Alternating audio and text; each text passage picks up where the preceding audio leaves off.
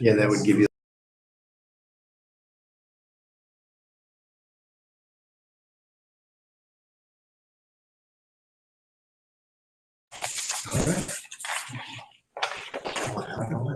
Good afternoon. The time is now 4 o'clock. We'll call this meeting to order for the monthly Transportation Pending Advisory Committee for October. We are just shy of a quorum, so we will defer until later in the meeting. Was there any public comments submitted that we know of? No, none that I read. We'll jump right on down to Office of Small Business Opportunity, OSBO. Ms. LaSasha Breland, the floor is yours, ma'am. Good afternoon, everyone. I hope everybody's having a great day so far. When we look at the numbers for our SLBE certification program, we currently have 7 architectural and engineering services firms, 66 construction, 124 non-professional, 75 professional, and 6 wholesale, which gives us a total of 278 certified firms. As of today, there are 15 pending new applications and 39 renewing SLBEs. When we take a look at last week's main event, which was OSBO's 7th annual Thrive 25, taking hold of resources to ignite visibility and expansion. We hosted this event this year as a small business trade show and forum surrounding our theme this year of Transform, Succeed, Repeat. There was a partnership again with the City of Columbia for the 2nd year in a row. City of Columbia's Office of Business Opportunities, also known as OBO. The small businesses in our community had the opportunity to connect directly with corporate and state agency buyers to showcase their capabilities and learn how to access contracting pipelines. We are pleased to announce that Thrive 25 was one of our largest events to date, with over 400 attendees present. We thank all of our attendees, participants, collaborative, and corporate partners for working with our office to make Thrive 25 a huge success. And I yield with that. Are there any questions? Any question for OSBO? All right. Thank you, Ms. LaSasha. Thank you. All right, next we'll move along to the comment of Mr. Vince Johnson.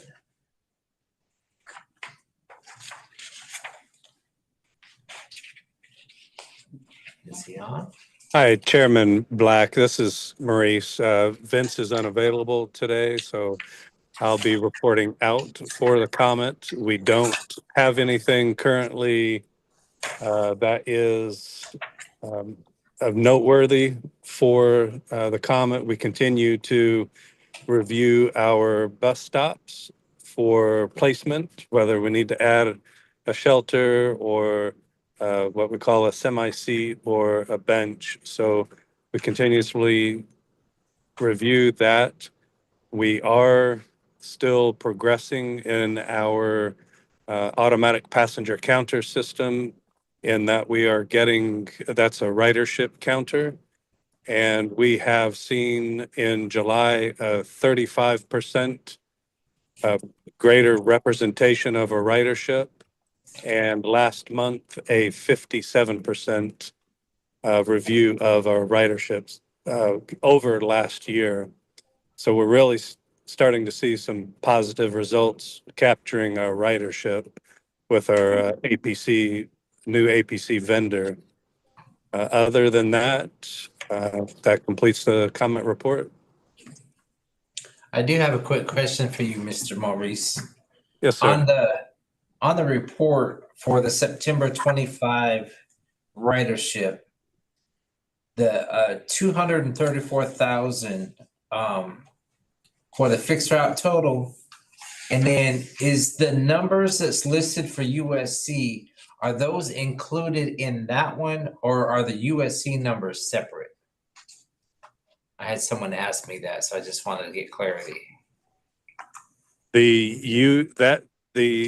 It's fixed route, and then we're we're going to start breaking out USC, but that's all inclusive for fixed route service, which includes USC. Gotcha. Okay. Thank you, sir. Yes, sir. Any other questions for the comment? All right. We'll move along to Transportation Director Michael Maloney. The floor is yours. Thank you, Chairman Black and members of the Transportation Penny Advisory Committee. Ms. Lori Thomas, Councilman Livingston, thank you, sir, for coming. Today, we just wanted to talk about some things we're preparing to keep a look at we had the 2024 needs assessment, and then the referendum followed that and passed for the continuation of the penny. And so we're taking steps to prepare how to launch the penny. And so when we look at that, we prepare dollar amounts and use of resources necessarily to fulfill that. But then when we get to literally getting down to what are we going to launch and so forth, we really needed to go into what the principles documents you all worked on a year and a half ago, as far as how to score projects and find the most relevant projects to bring forward. You had a system that was approved by council with six-step formula, 6 different principles.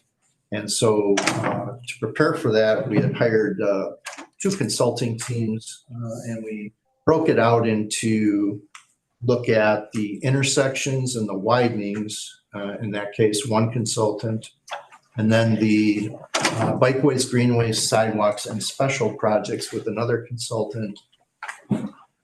We also have members of, I believe online is our consultant from Stantec,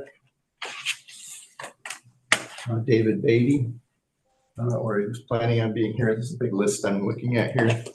We also have our consultants present in the room from Shaw Associates that worked on the bikeways, greenways, sidewalks, and special projects. And they'll also present something else where they took all the projects from the needs assessment and put them into a system where we can intelligently see graphically where the projects are. So, and it turned out really good. So I really wanted them to come here and presented it because there was a lot of good information in it. And I appreciate them coming to do that. So at this time, if we could do that, that would be very helpful to use your time to get into that.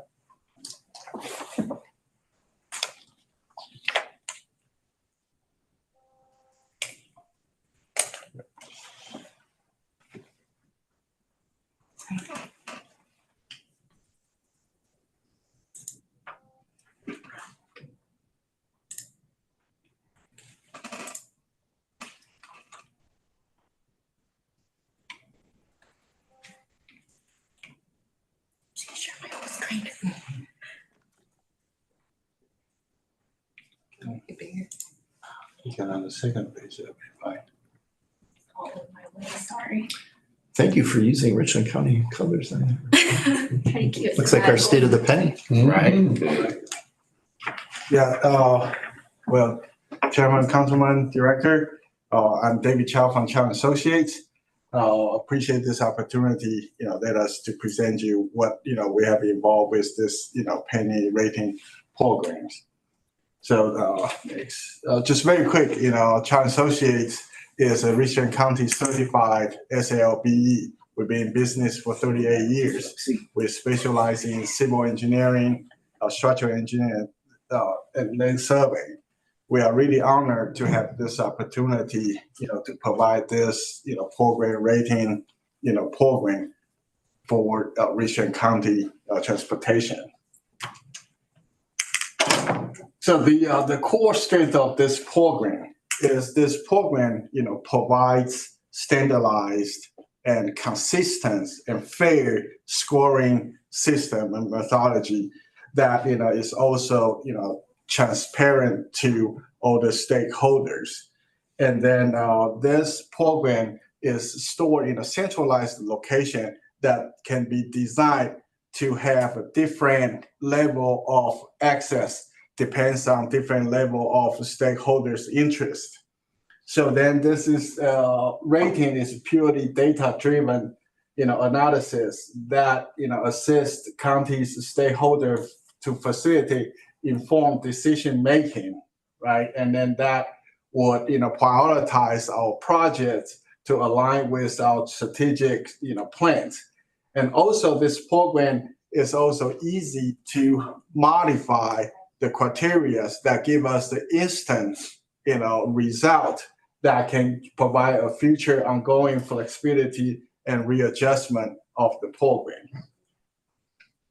So let me explain how we do that. This is our approach, process. So at the beginning, we receive the rating criteria for each different categories. Then we review that and we evaluate the scoring criteria by researching into data that would involve like a funding and as well as the field condition. So then we'll try to see if, based on the provided criteria, if that they are applicable to this different category and different project. Then we finalize those criteria. Then there will be standardized, 6 categories in a scoring system. Then we use them to evaluate each individual projects. So then after that, in each individual project, then we'll generate the executive, summary report. That summary report gives you a high level of project categorized by, with funding and with its scoring. And then it score higher, that's, higher priorities. And then of course, this report also gives you detail how we, scoring them, how we utilize the scoring criteria in details to support, why we think a third of, project are in high priorities and medium priority or low priorities. That we explain in detail report. The more, powerful that all the data is building into GIS database that, stakeholder can visualizing what project happened to what district. And then you click on that. Each report is linked with each individual project that gives you, a detailed support if you're interested to understand why this project happening at this time, why this project being scored this. Now I'll let Ellie to demonstrate you how this, program works. Okay, so hi everyone, my name is Ellie. Thank you all again for letting me be here and showcase this amazing platform that we have. When you click into the link, I kind of started a little bit early because I didn't want the internet to cause some lag. When you get into this platform, this is a web-based service. The first thing you'll see is what I call our county, districts. Each here you could see the boundary outline of Richland County, and within it you can see each associated district number. So if you're in District 10, you could see where you are, 11, so on and so forth. Within this database, we have what Director Maloney mentioned. There are 6 different project categories. We have intersections, bikeways, sidewalks, special projects, and road widenings and greenways. When you click on each one of these projects, an icon would appear. These individual icons is where each individual projects are located. We have intersections, bikeways, sidewalks, road widenings, and our special projects, which entail mast arms, undergrounding, and a bunch of streetscaping within Columbia. I'm not going to click on all of them right now because I don't want the internet to crash. So let me show you a really quick example of a bikeway. When we look at a bikeway right now, you could see there are 4 different colors. We have black, green, orange, and red. What that means is they're based on, the coloring is based on the score it received for each project. Red being high priority. For our evaluation, like David said, it was based on 1/3 of each one. So our highest we received was 47. So we took a chunk each where. So the red ones are high priority, orange, medium, and green being low priority. We have one that is in black because the rating is still in progress. We had not wanted to put out it yet. So the beauty of this thing is it's live. So whenever I'm working or anybody's working in this platform, as data gets pushed in, pushed out, you instantaneously see it change color. So right now, if somebody were to grade this black one over here on Broad River, and it got red, you would immediately see that red pop up. So essentially, you know when I'm working. When I'm not working, you know when I'm not working. So let me show you a quick example of how powerful this can go. This project right here, if you don't know what it is, you click on it, a pop-up appears. You immediately see all the associated items we want from it, from the project name to how long it is, to what the base cost is at the moment, to which districts we would be impacting, to what score it was categorized under or scored under, and what I put the individualized report that David mentioned earlier. It is an attachment. If you click on here, it will immediately pop you up to a web link right there, right then. So you don't have to go digging through your file database or folders or paper copies. It's immediately right there. I'm gonna go through our report real quickly. We have what we have on our report, individual report, we have a cover sheet. On this cover sheet, we have just the very most important information that we want to know. Where is this project? Which districts are we impacting? And what is the project name?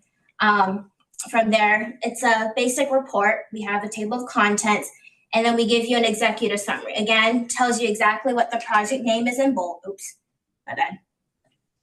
And then how many points it received.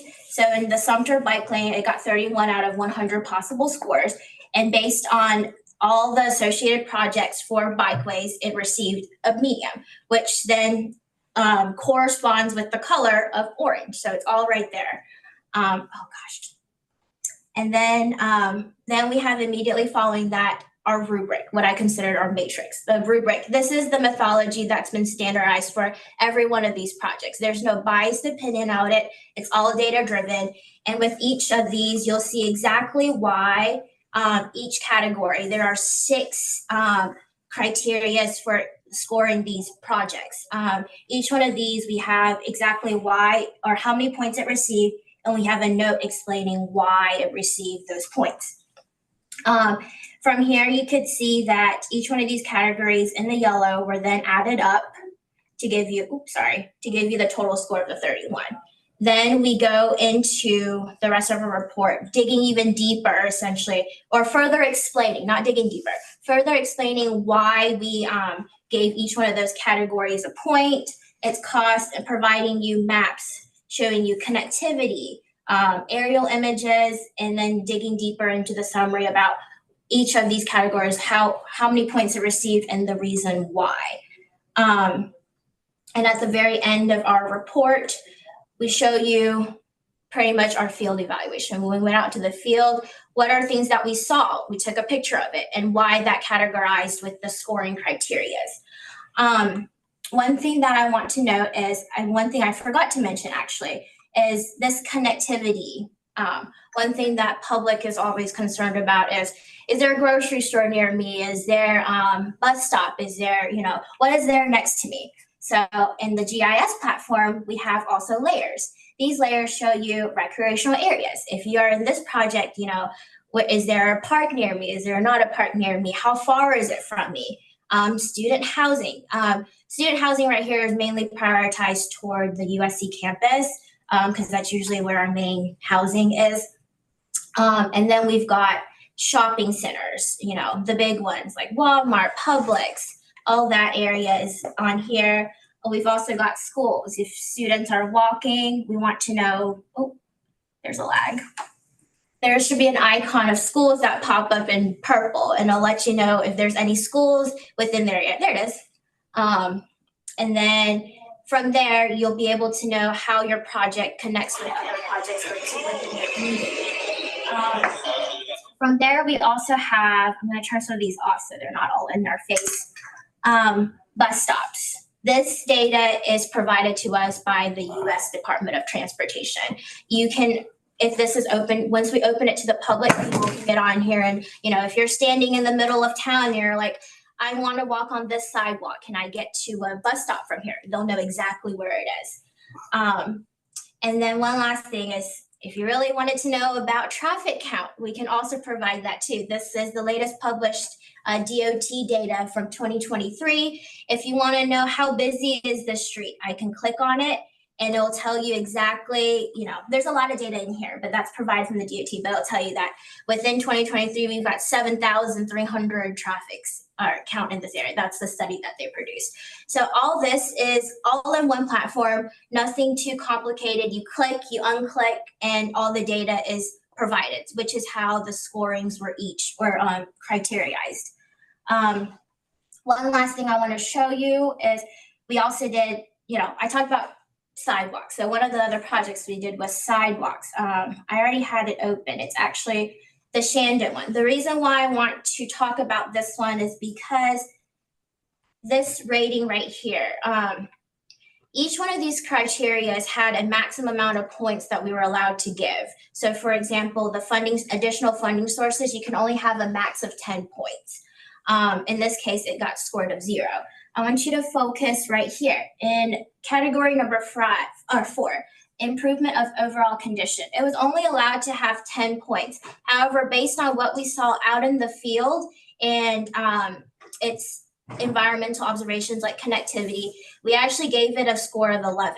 So it went over the category points, but we were not able to use that 11 points to add up into our total score. So this project received 54 because of that limitation. So we do reflect that on our rubric to show that it went over, but there's a reason why it went over. And so exactly and the reason behind it.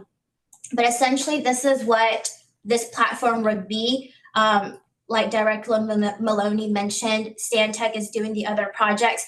We have, like, for example, the intersections that Stantec's are grading. If we click into here, they will also be able to put their data in here too. So you don't have to worry about, there are so many firms working on this project. Nope, everything is right here. You don't have to go asking another company or consultant for their information. You can get on here, access it, click on it, and everything is within this platform. So that's the beauty of the GIS. Currently, this program have not published to the public yet because I think we want to, cross T's, dot I's before ready and we can publish. But right now we can have a control for everybody to have access to look at this program right now. Do you have a potential estimated date or time frame before this would go public?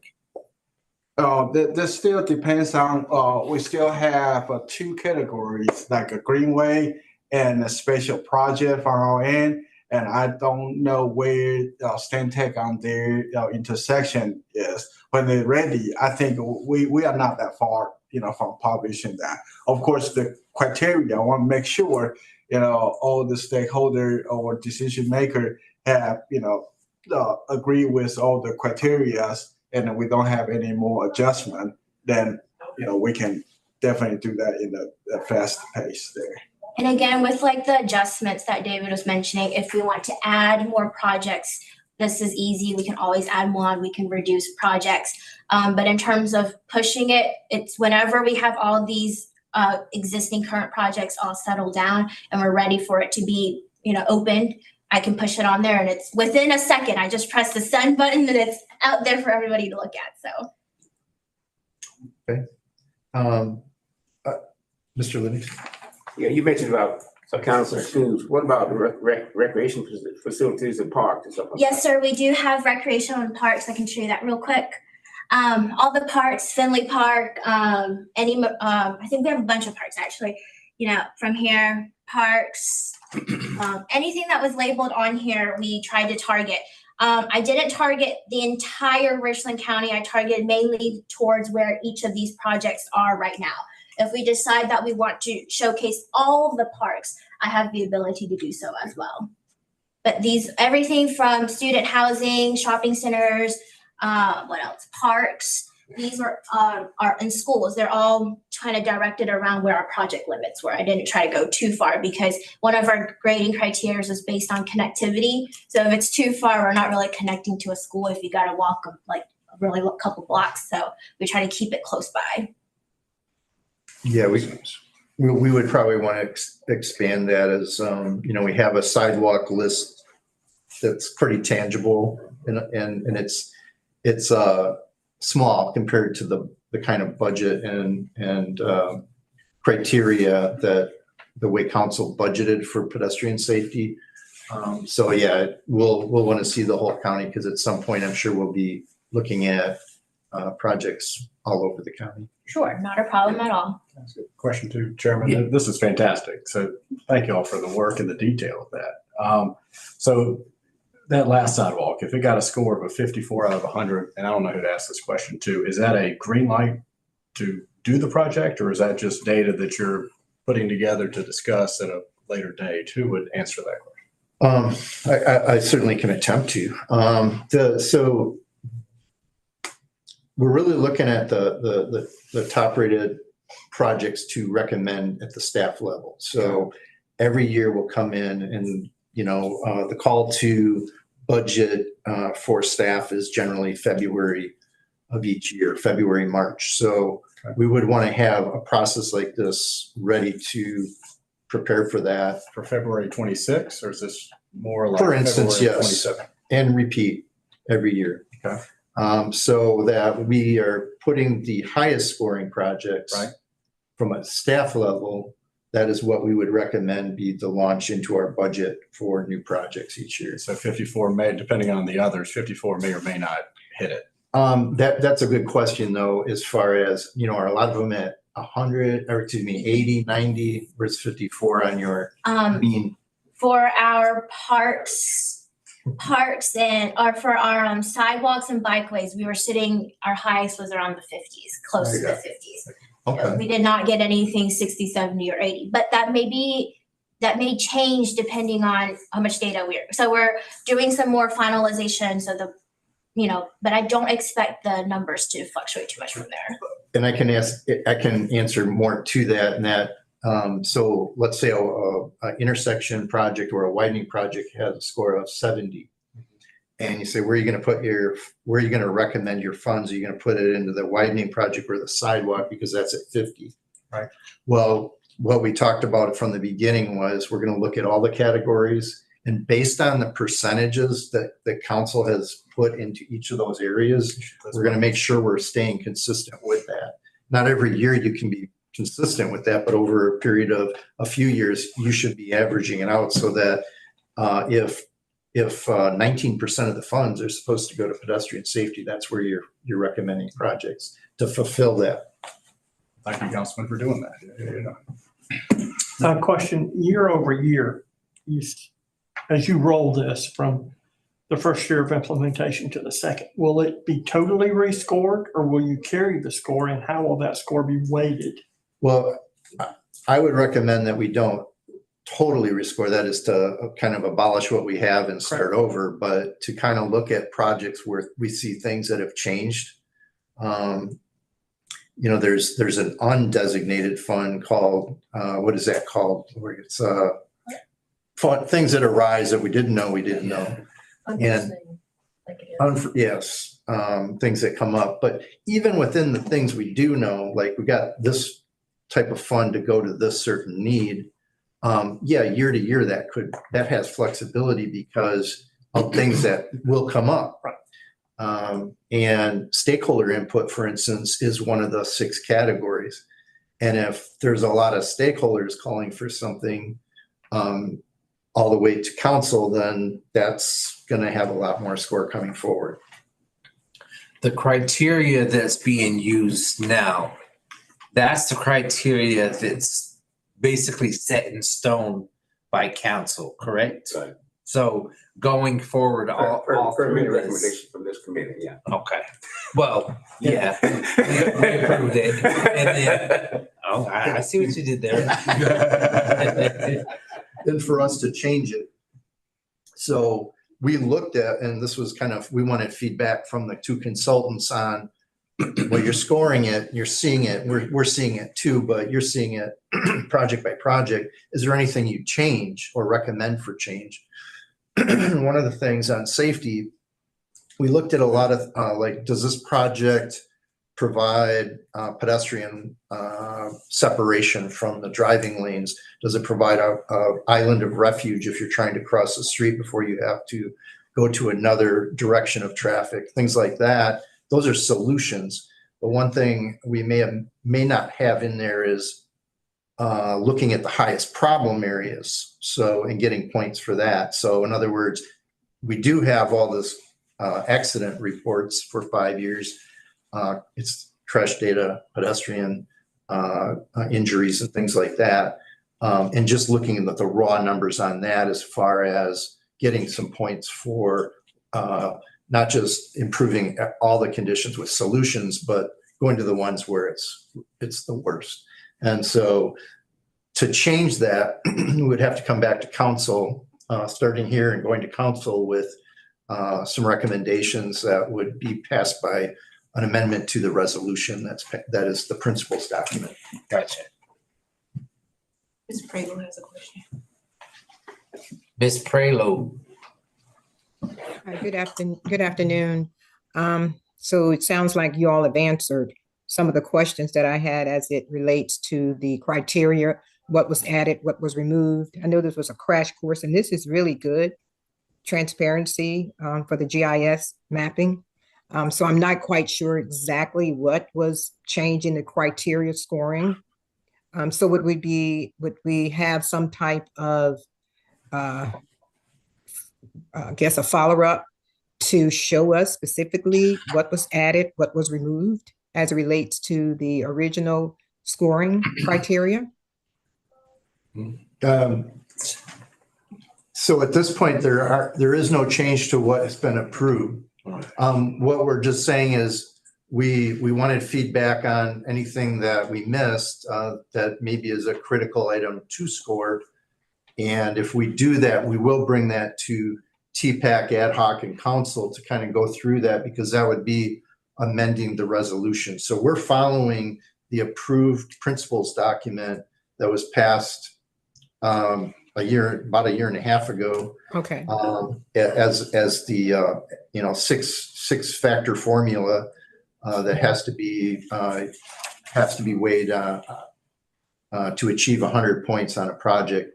And as they went through this, they found out that the sidewalks being a more monolithic project without a lot of other things going on, a high score for a sidewalk project is in the 50s. And so it's not that a sidewalk project, and I think we said that in the beginning, that we're going to always look at each category of projects independently. A sidewalk's not being judged as compared to a widening project or a dirt road paving project. They're just what they are amongst other sidewalks. And then how many sidewalks you fund is based on the percentage of the funding that's supposed to go to that category. So that's all been set up well by county council. Okay, and then another question with this is, again, like I said, I like the transparency of it, but the GIS map and the scoring data, how often would this system be updated? Will it be in real time, or will it be on a delay of 30 days, 20 days? What's that? What does that look like, the process? So I don't foresee it happening all year long. Maybe I'm being hopeful, but I think like we'd have a season that would start, whether that would be starting on July 1st and we reviewing the things that have come in from the public and from the professionals out there, of things that have emerged. I'm sorry, that's the word I was looking for before, emerging needs. But things that have changed that we would consider in rescoring projects. The rescoring projects I would envision would occur in that late summer to early fall, brought to TPAC each year, and then to ad hoc and council. And I envision like this year, this is going to take, I would envision more than one meeting with TPAC. It's going to take multiple meetings. But as far as emerging needs and things that come up, I don't foresee us going in and like changing scores, let's say in May, June, July, August, any of those times until we get to a point where it gets approved as a score. And in a meeting like this, that would occur perhaps a little earlier than this, but September, October, November period. And not changing them on the fly, but keeping the information about things that are emerging ready for that process. Okay, and it sounds like you did say there will be some form of upcoming training for us to TPAC council, for at least for us to understand how to interpret and not manipulate, but work in the system. So thank you for the updates. That was really well. So now the Chow has done their portion and Stantec. As far as putting it into the data there. But is Chow just putting the info in, or did they actually go through and do the scoring and all that stuff? For 2 of the 4 items that they have, they've done the scoring, and 2 of the 4 items they needed more data. So they're still working on those 2 items. So that's one from Stantec. No, that's from these folks right here. Okay. Ciao. We And have sidewalks, bikeways, special projects, and greenways. Those are our 4. We Okay. score bikeways and sidewalks and when we're getting more data for special projects and greenways. Okay. The greenways is a little tricky because a lot of that is a lot of conceptual stuff. So that's kind of hard. We have to get a better idea of where that greenway will be before we can score it. They need go with some of the prior phases of that, yes. And so what part is Stantec doing? Intersections and widenings. Okay, so same criteria. Mm-hmm. Okay. That's I guess that was my question. Is like, is what they did, the grading and scoring is done the same way for the others. So there's not, you guys, well, let's do it like this. No. And then Stantec's like, well, we can, okay. No, so they have the 6 factors. One of the factors is outside funding sources. So we put them both with access to Reginald Simmons from the Central Midlands Council of Governments, MPO. And there were, you could make different assumptions from that. And so what you have a hard copy of there and what was in the packets is the intersections and widenings. What they looked at there, This one? if you wanted me to go to the top one, these aren't like in order, but they're in the order of how they appeared in the referendum and documents and such like that. So this is the data for the widenings here. And the first one I'm looking at is Lake Murray Boulevard in Columbia. So this is an intersection, I'm sorry. And it's already a signalized intersection, and it's talking about some additional lanes and geometry there to make it better on that one. And it's got a score to it. It gives the traffic counts on it. So intersections need that as far as warrant analysis and what you're dealing with traffic. They've also got the scoring sheet next on it. And then we go to the next one. So what they have for the data is the aerial view, the view of current traffic, and then their design recommendations in it, at this stage, which is top view, high level. And so that from that, they've got basically safety rated based on traffic reports and whether it would meet warrants and things like that. So there are some uniqueness about an intersection that you wouldn't find with a sidewalk that somebody else is rating. And so, but it's still using the same categories: additional funding sources, overall impact and cost ratio, safety, improvement of overall conditions, removal of blight, economic development, and public support or stakeholder support. So those are the 6 factors that started here, went to ad hoc, went to council, and were approved as the 6 factors that are the principles document. So they all use that, but there's just, marginal changes from the design level that you're looking at these as far as what is safety, what is a problem, because now you're looking at a traffic intersection. So they've completed that, and these would get inserted into those pages of that map. At this time, we put an action item on the agenda if you wanted to achieve it, but I realized we just sent you that on Friday and now you're going to have this information as well for the sidewalks and greenways coming in. And so we're probably about next month for all your data too, where we'd have that. And really, I kind of like it's up to you, but I like that you got intersections and widenings delivered. You can kind of scan through that and see if you agree. The other sheet you got was a spreadsheet that literally tabulated their final scores on all these projects. And the top ranking widening project had a score of 76, and the lowest widening project was a score of 7. So it's 76, 71, 68, 66, 65.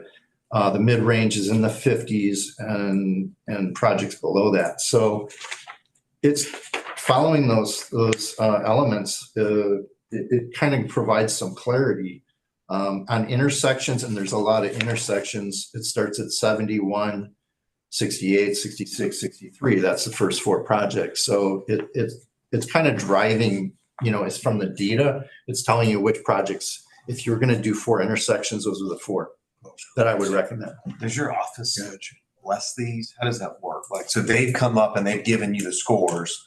Do you then affirm them before they go to the budget? Well, we review them, yeah. So I reviewed these. Do you have the discretion to be able to disagree? If I wanted to change a big score on something, I certainly would let you know. Year by year, we'll likely do a lot of the scoring in-house, but this was a big task. We did have one project that was a widening project, and we looked at, for instance, US 76, Broad River Road to SC 6 is a 55 on here, and I was comparing it to another project, and I said something's, and so we looked at the categories on that widening, and I just said there's something not quite right in the categories. And so, yes, on that particular project, staff or the consultant agreed that they'd relook at that, and that had to do with, I think it was public support, safety, and one other thing I should mention, economic development. So if these aren't near a Richland County economic development area, they're kind of 0 out of 20. Just pointing that out. So the particular project I was looking at goes by a large area that's developing on its own, commercially. And so it's a project that needs to be done because of traffic problems, but the safety issues don't give it as much importance as economic development because it's not a Richland County economic development area, if you will. So it's more of a natural one, and it's not being considered because of that. Yeah, so I just wanted to point that out. It's not something I can recommend because I'm following it. And when I looked at that, I'm looking at the criteria laid down by council, and that was very specific. So that would have to be something that would be changed there, if at all. But it's kind of, I understand the basis was on areas that bring in jobs, and obviously the larger industrial development areas bring in higher paying jobs. So I wouldn't challenge that, but I would just point that out. That's one of the things that came up there. And then when we were meeting in some of the areas further from the city. But as far as looking at a specific score, going through them, that one I mentioned was the only thing I could say that was looked odd to me. Otherwise, yeah, they all were very data driven. Does, as far as bikeways and sidewalks, let's say within the city of Columbia, all the projects on the list are projects that were submitted by the city of Columbia, correct? For the City of Columbia projects, yes. Yeah, okay. Yeah. And most of the Sorry, I've been bikeways, getting texts. So I I'm think trying to most ask of the these bikeways questions. were in that category. We're in the Columbia. We did have that original report that came from Stantec from 2024 that had them broken down by who made the suggestion. We can check that if we're not sure, but I think most of those bikeways came in there. Sidewalks came in from DOT District 1 and the public for the most part, and a few from the communities.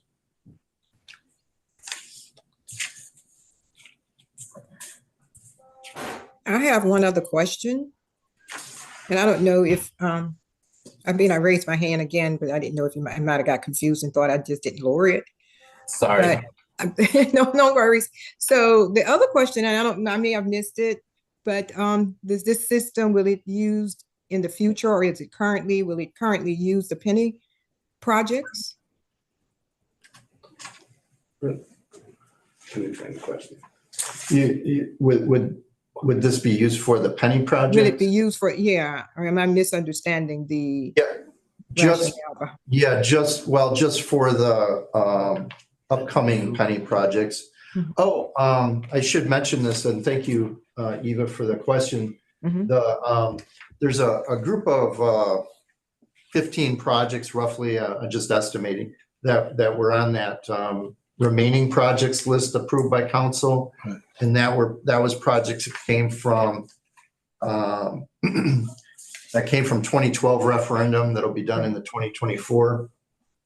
We actually, and this was one of the comments I had with one of our consultants, was that they had accidentally ranked one or rated it. And I was like, oh, I was okay with it.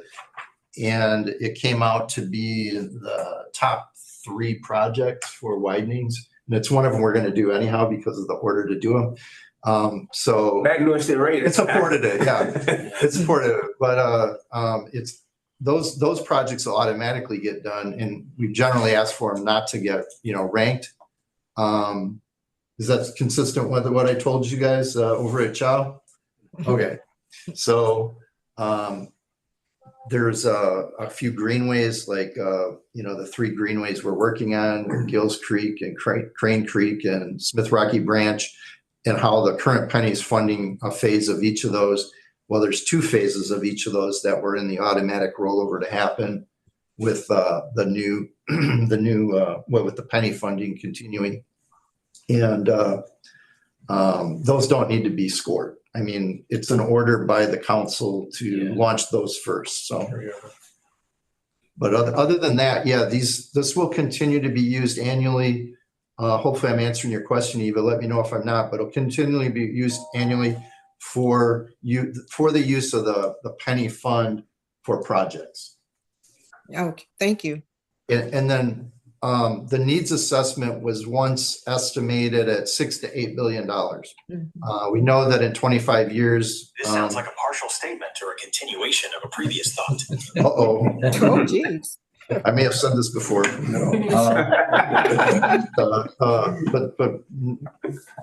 But the penny, the maximum revenue that's, projected is $4.5 billion over 25 years. And we know the needs outweigh the funding. So, Okay. and that kind of coincides with the first principle of the 6, which is can you get outside funding? Right. And that will help add to the penny's life and what it can cover.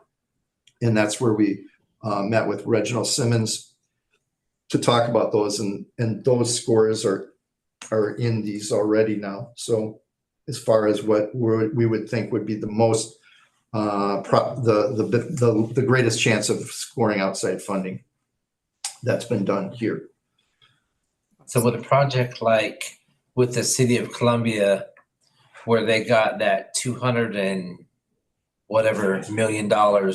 Sorry, I didn't mean to interrupt, but so a project for the railroad thing.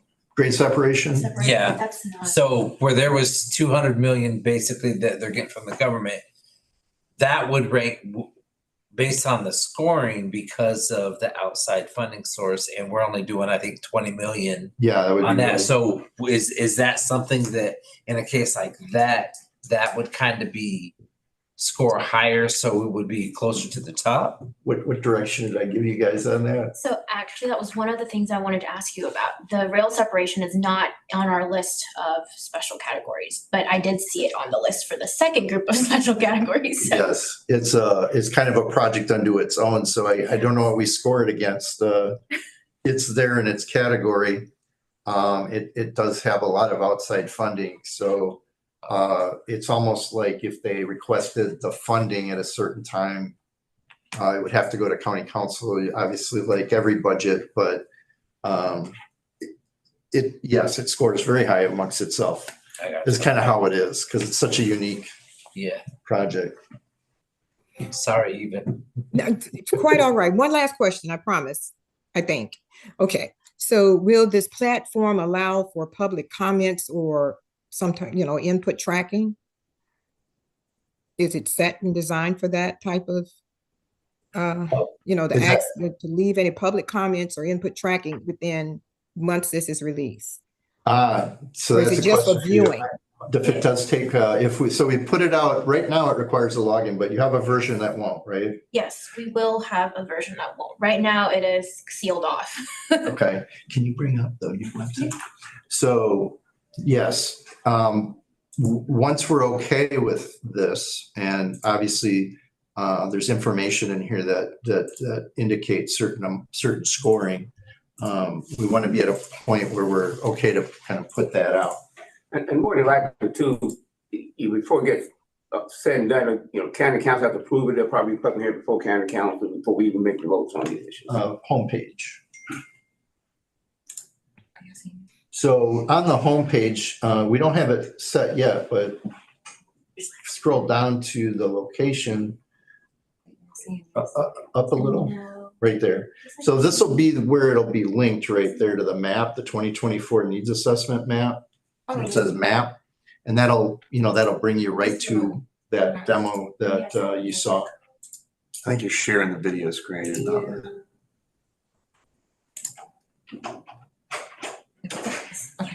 Okay, now. Yeah, so this is on the homepage of the richlandpenny.com. And when you get, just before you get to the bottom, you've got the 2024 needs assessment map. So what you saw Ellie Chow demonstrate would be linked right at where it says map there.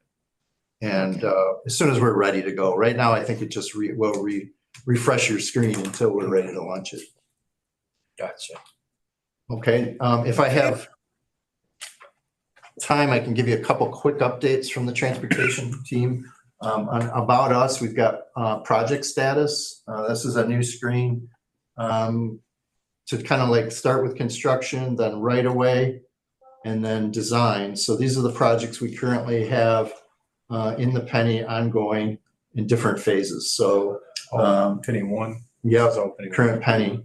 So if we click on Atlas or any one of them, it'll take you to the site where we are here between, to be done with phase 1A by March 26th. So that's Atlas Road phase 1A.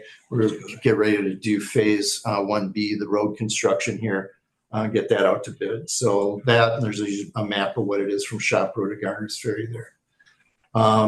If you go to completed projects, this is to kind of like, we were, on our website, we never really listed all the projects we did. So if you go to intersections, for instance, it'll show you the completed Penny intersections that have been done to date. Very nice. If you go to dirt roads or resurfacing, you can go to your council district. If you go to District 11, sure, that'll show the dirt roads that have been paved so far in District 11. Wow. Okay. So we just wanted to give you an update on all those things. The resurfacings are, you go to there and, just go to District 1, for instance, resurfacing. Those are the roads, and you scroll down and see what's been resurfaced. One thing we want to get on here is also the year. So it was resurfaced. Okay. So that's just an update on what's been done and then what's in progress. So Nice. there's the possibility then, say within the next month or two, that it'll actually be live for citizens to be able to go on and see all that? I mean, is that a fair comparison? I can make it happen. Yeah, and I think that's a decision, council make at some point, yeah. Okay. We have Saturday and Sundays, so. Because you don't, council, we wouldn't put it like that before we even answer the question, folks start giving us that.